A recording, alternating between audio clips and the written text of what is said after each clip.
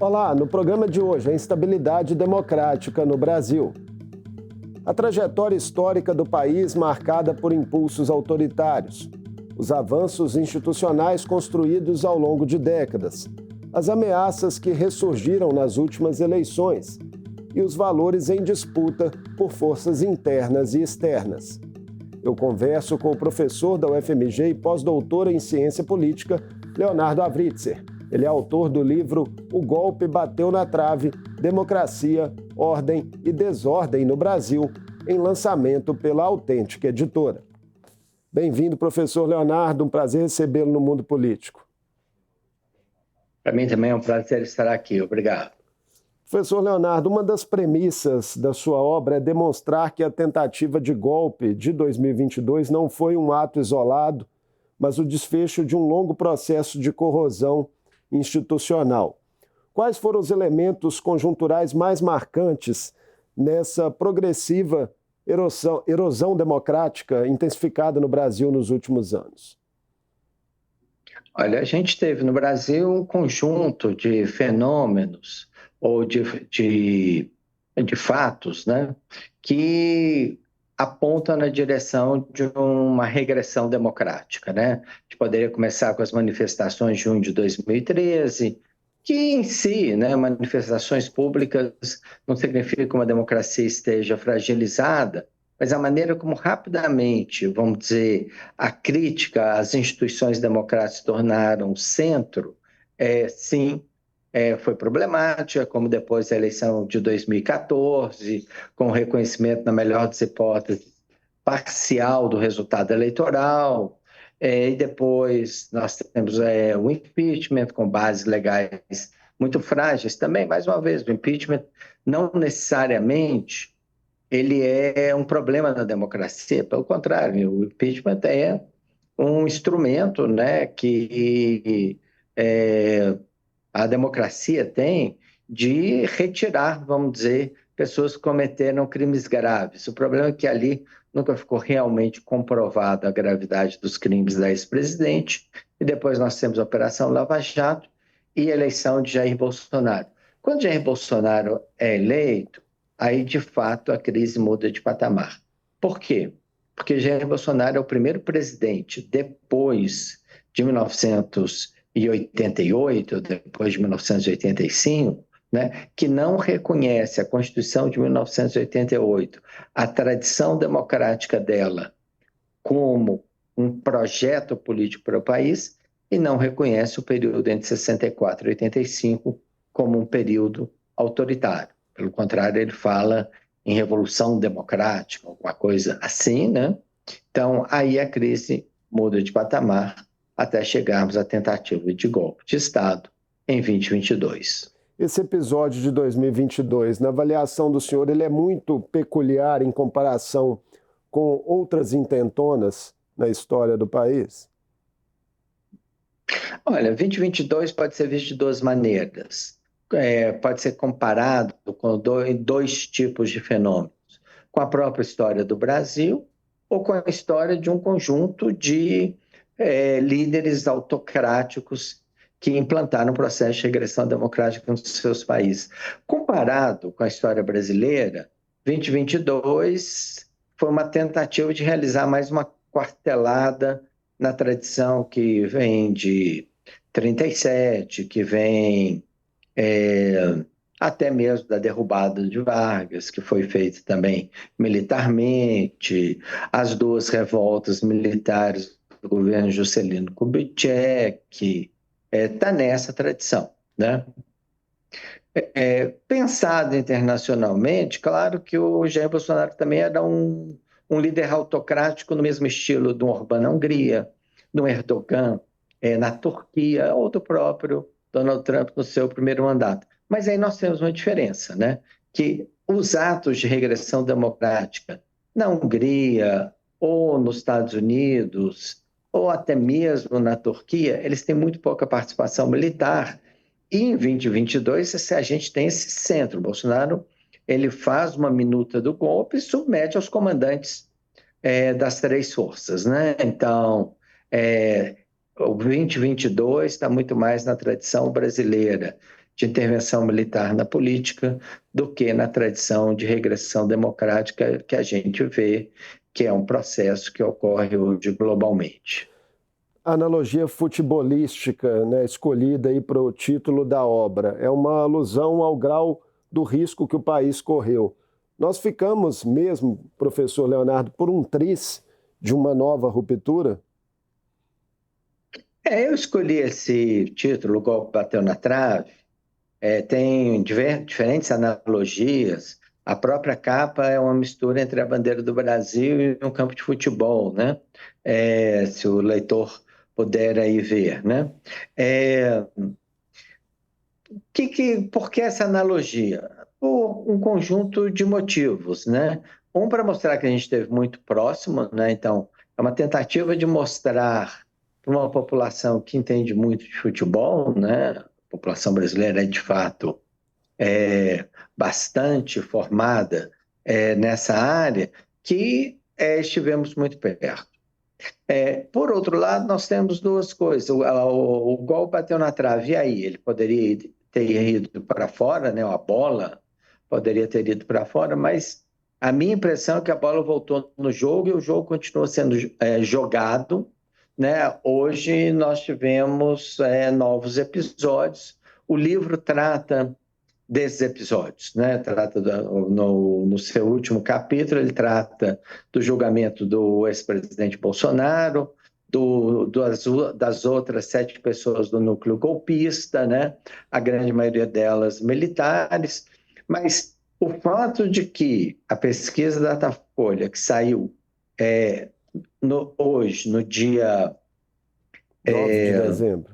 9 de dezembro, ela diz que 91% dos brasileiros votariam da mesma maneira, mostra que existe muito pouco aprendizado democrático no nosso país, né? Porque, ou seja, um pedaço grande da população brasileira continuaria votando numa pessoa que ela não sabia quando votou queria organizar um golpe, mesmo porque o golpe foi organizado depois da eleição, mas também quando ela respondeu, e o Datafolha faz a pergunta há alguns anos, né?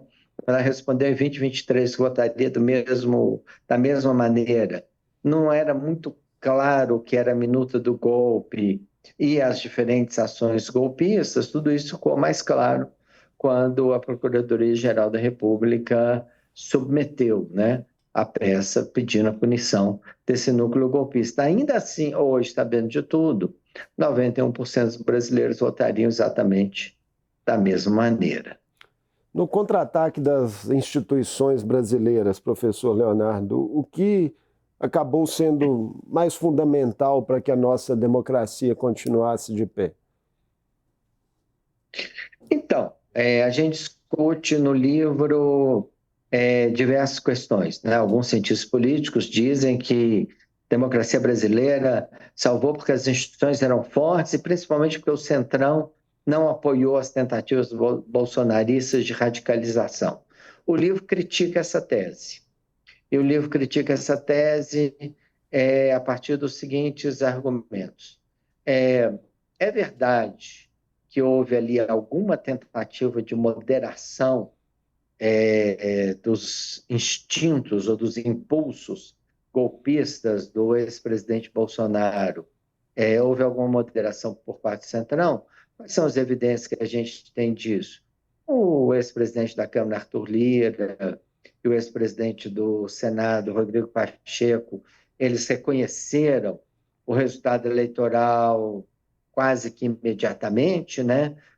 Quase no mesmo momento que ele foi anunciado pelo TSE, né? Então, são líderes importantes, ou foram líderes importantes do Centrão. A gente também tem muitas ambiguidades no Centrão em relação à democracia brasileira. Por exemplo, quando o ex-presidente Jair Bolsonaro fez o chamado discurso com os embaixadores, ou para os embaixadores internacionais, não teve reação do ex-presidente da Câmara, Arthur Lira, ou das principais lideranças do Centrão, o próprio senador Ciro Nogueira, considerado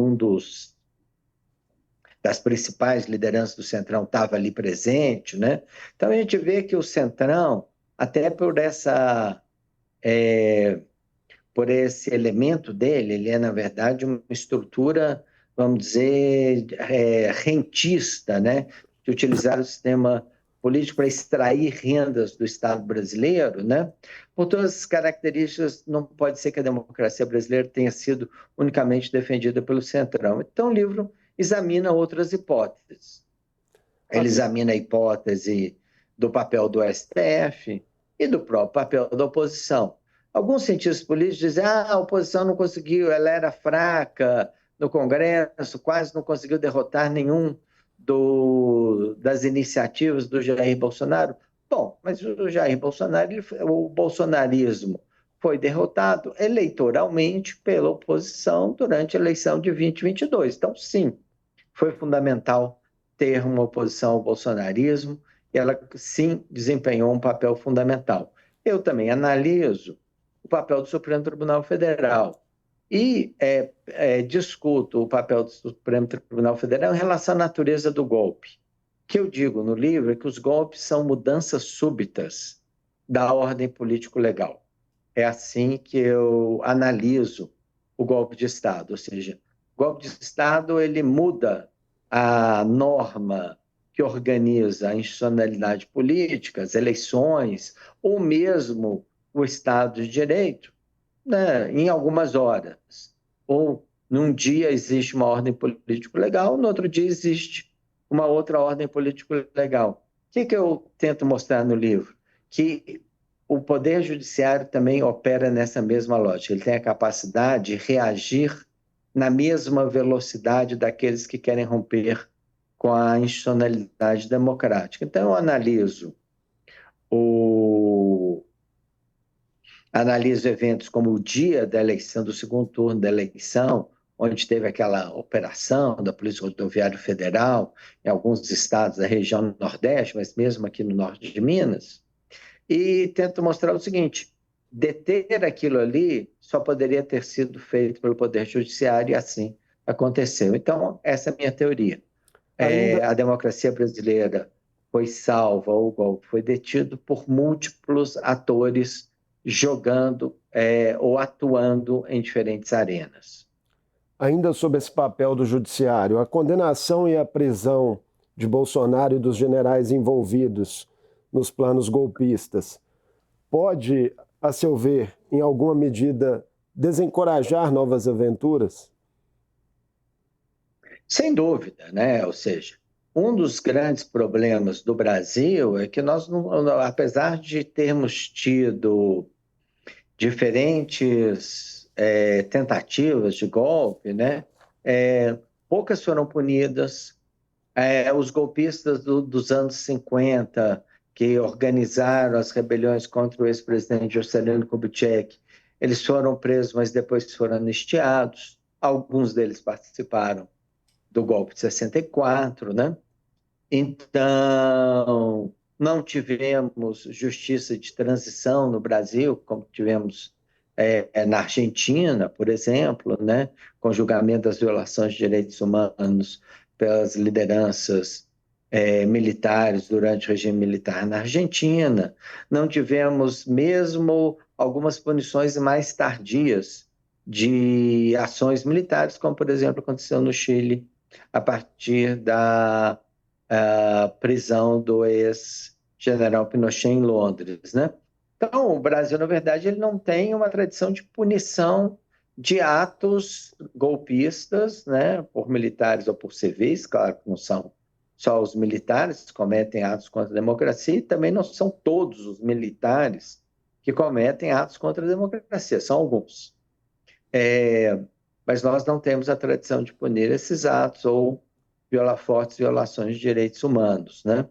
Então, estamos agora pela primeira vez fazendo isso, e claro que isso vai ter consequências positivas para a ordem democrática no Brasil.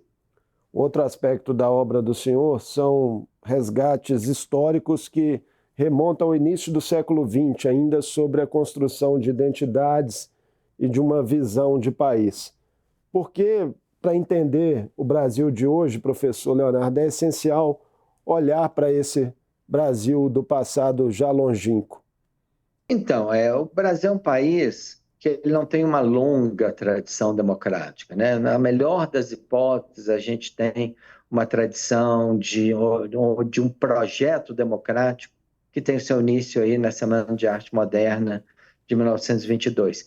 É interessante perceber que a Semana de 22 ela não é só um marco na reorganização cultural do Brasil, né? Ela tem uma dinâmica também que ela foi capaz de influenciar a sociedade brasileira. Então, por exemplo, toda a questão da integração do negro na cultura brasileira, né, tem seu início ali, como também o próprio projeto de Brasil, sociedade democrática, né, o Brasil, política democrática, tem sua origem ali. É verdade que esse projeto foi muitas vezes contencioso, né? Assim, a democracia brasileira ela ainda está em disputa, né? O que eu digo no livro, no entanto, é que hoje a democracia brasileira, o que ela tem são melhores defensores, né? A democracia brasileira hoje é defendida por mais pessoas e por ações que têm maior qualidade. O que eu quero dizer com isso no livro? Quero dizer que quando a gente tem um Supremo Tribunal Federal atuando da maneira como ele está atuando, quando a gente tem instituições da sociedade civil atuando da maneira como elas atuam, quando a gente tem a própria oposição brasileira, né, dividida durante 1994, 2014 ou 2018 entre PT e PSDB, de uma certa forma se uniu, né, em 2022, né, com o Geraldo Alckmin, uma liderança muito importante do PSDB, então, virando o candidato a vice-presidente, né, na chapa do presidente Lula, né? Tudo isso mostra ações muito positivas na direção da defesa da democracia no Brasil, né? Então, mas nós não podemos nos enganar. A democracia no Brasil ela é contestada, ela foi contestada no passado. Diversos momentos nós tivemos maiorias antidemocráticas no sistema político, na sociedade, e hoje o que a gente tem é uma disputa democrática onde a gente começa a ter um maior peso dos setores que defendem a democracia no Brasil. Professor, agora no Brasil e no resto do mundo, o autoritarismo vem se reinventando e se adaptando às novas condições políticas e tecnológicas. De que maneira isso opera atualmente? Olha, a gente vive um momento de fortes transformações tecnológicas, né?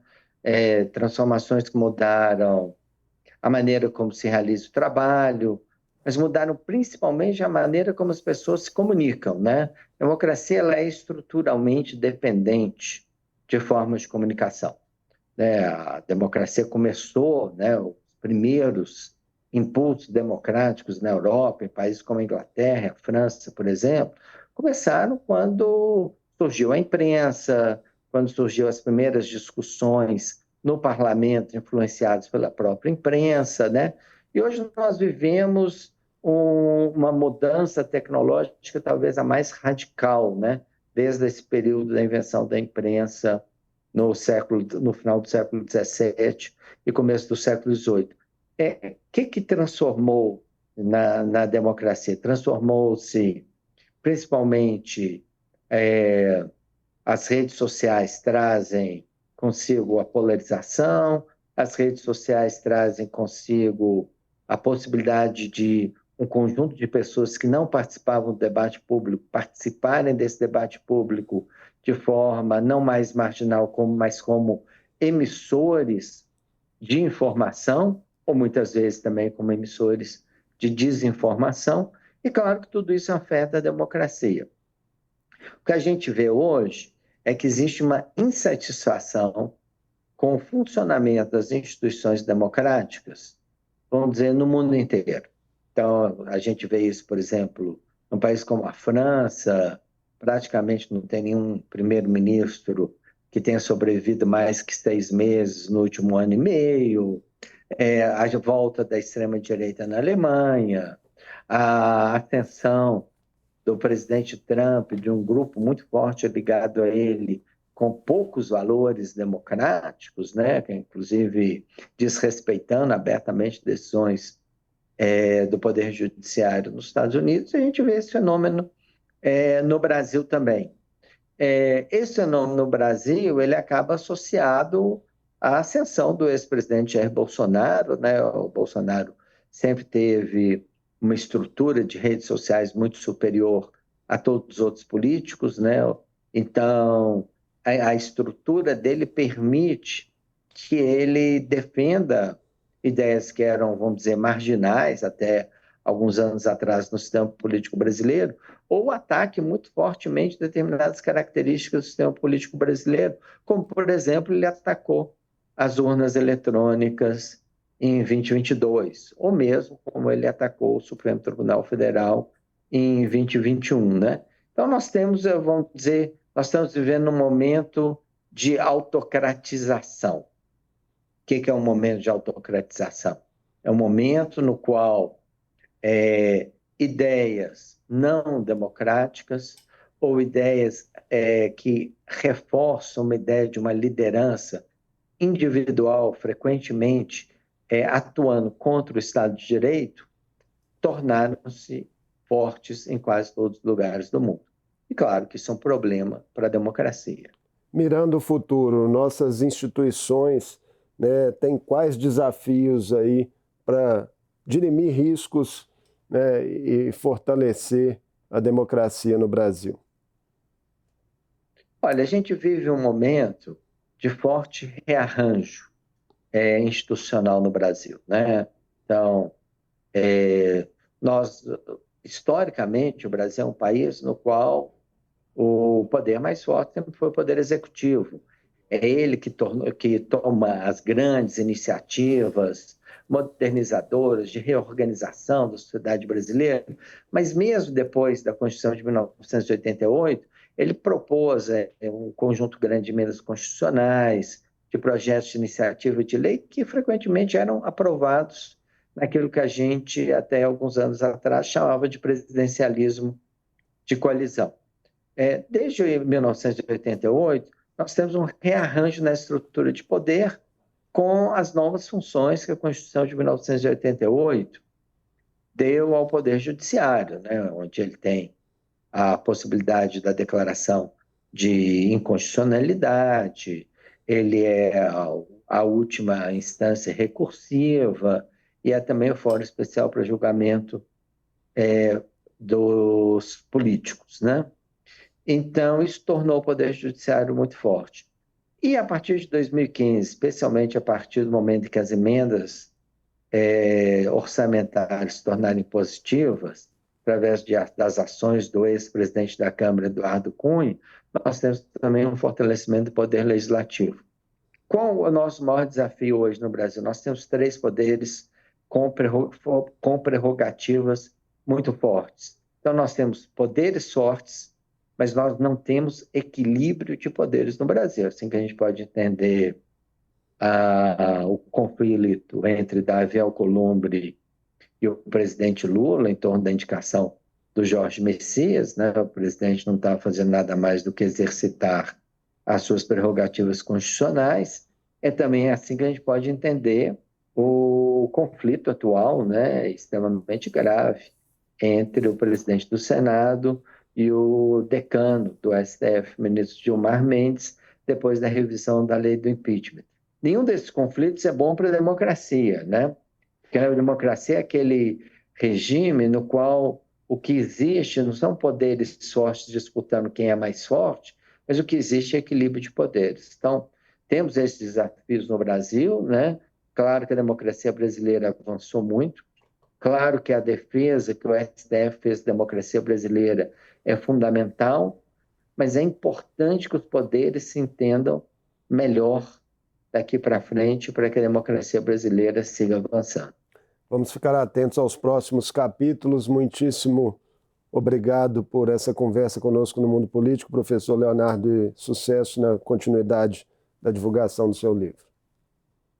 Eu que agradeço, muito obrigado pela entrevista. Eu conversei com Leonardo Avritzer, professor da UFMG e pós-doutor em ciência política. Falamos sobre o livro de sua autoria, O Golpe Bateu na Trave, Democracia, Ordem e Desordem no Brasil. A obra, em lançamento pela Autêntica Editora, traça um panorama histórico da instabilidade no país, situando a tentativa de ruptura após a eleição de 2022 como desfecho de um longo processo de corrosão institucional. O Mundo Político fica por aqui. Obrigado por nos acompanhar e até o próximo programa.